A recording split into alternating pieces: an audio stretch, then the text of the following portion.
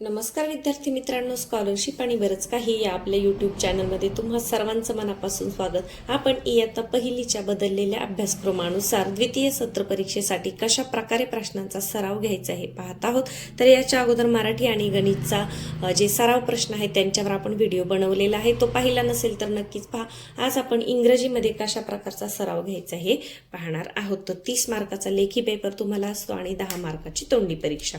पहा, write the word from given letter. आता इथे मराठीमध्ये मी लिहिलं नाही, परंतु पेपरमध्ये तुम्हाला मराठीमध्ये सुद्धा सूचना दिलेल्या असतात आणि तुमचे शिक्षक सुद्धा तुम्हाला मदत करतात प्रश्न समजून घेण्यासाठी।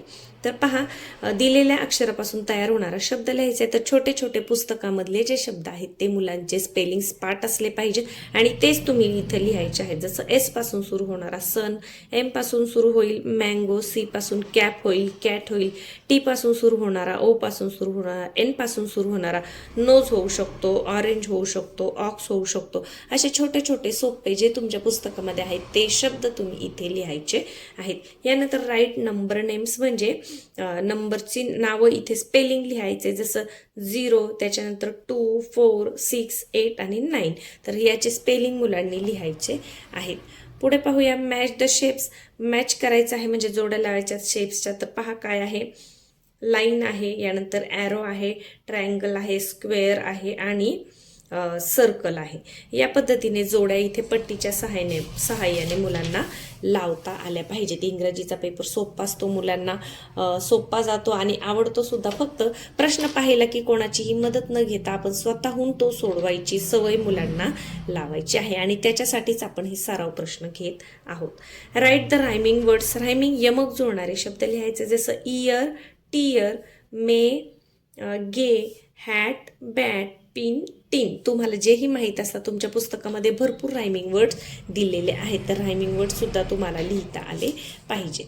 पुढे fill in the blanks and complete the word pyramid. आता वर्ड पिरॅमिड कम्प्लीट करायचं, जसं मराठीमध्ये आपला शब्द डोंगर असतो, सुरुवातीला एक शब्द, त्याच्यानंतर दुसरं खालचं म्हणजे खाली सुरुवातीला एक शब्द, त्याच्यानंतर दुसरं वाक्य जे असतं त्याच्यामध्ये शब्दांची भर पडत जाते, याप्रमाणे वाक्य मोठं होतं। तर याला मराठीत शब्द डोंगर म्हणतात आणि इंग्लिशमध्येच याला वर्ड पिरॅमिड म्हणतात। जसं a dog, a cute dog, a white cute dog, या पद्धतीने तुम्ही लिहू शकता। यानंतर a flower, beautiful flower, very beautiful flower, या पद्धतीने। त्यानंतर पहा, a home, big home, my big home असं सुद्धा लिहू शकता, किंवा a big and sweet home असं सुद्धा तुम्ही लिहू शकता। तसे वर्ड पिरॅमिड आहेत ते सुद्धा मुलांना कंप्लीट करता आले पाहिजे। यानंतर join the word starting with the same letter. सारख्या अक्षराने सुरुवात होणारे शब्द तुम्हाला जोडायचे आहेत। आता पहा,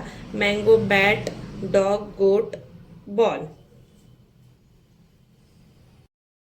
आता सारख्या अक्षराने पहा, एम, बी, डी, जी, बी, मग बी, बी सारख्या अक्षराने सुरू होणारे शब्द जोडायचे, म्हणजे हे बॅट आणि बॉल हे तुम्हाला जोडायचं आहे। पहा, ॲपल, मॅन, बॉय, अँट। आता ॲपल आणि अँट ए नी सुरुवात होणार आहे, तर हे दोन तुम्हाला जोडायचे आहेत। आणि अशा प्रश्नांसाठी कंसामध्ये मराठीमध्ये सूचना दिलेली असते।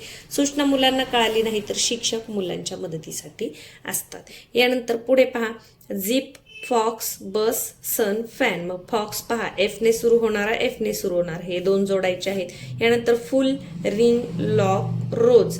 तर इथे पहा, रिंग आणि रोज आर ने दोन सुरू होणार आहेत, तर ते दोन जोडायचे आहेत। पेन, मग, कोट, मंकी। आता मग आणि मंकी एम ने सुरू होणार आहे, हे जोडायचं आहे। आता हे जे उठलेलं आहे हा स्केच पेन एका दुसऱ्या व्हिडिओचं, त्याच्यामुळे इथे तुम्हाला असं दिसतंय, पण सर्वासाठी साधारणपणे तुम्ही या पद्धतीचे प्रश्न प्रकार मुलांकडून सोडून घ्यायचे आहेत आणि मुलांचे छोटे छोटे जे स्पेलिंग आहेत ते सुद्धा पाठ असले पाहिजे। त्याच्यानंतर नंबर नेम्स, त्यांना म्हणजे जे अंकांचे नंबर्स असतात त्यांचे स्पेलिंग मुलांना लिहिता आले पाहिजे। तर साधारण आपण या पद्धतीने मुलांचा सराव घ्यायचा आहे, म्हणजे स्वतःहून पेपर समजून घेण्याची आणि तो व्यवस्थित सोडवण्याची पहिलीपासूनच त्यांना सवय लागते। चला तर मग व्हिडिओ आवडला असेल तर व्हिडिओला प्लीज एक लाईक नक्की करा। तुम्ही लाईक केल्यामुळे जास्तीत जास्त विद्यार्थ्यांपर्यंत हा व्हिडिओ पोहोचण्यासाठी मदत होते। धन्यवाद।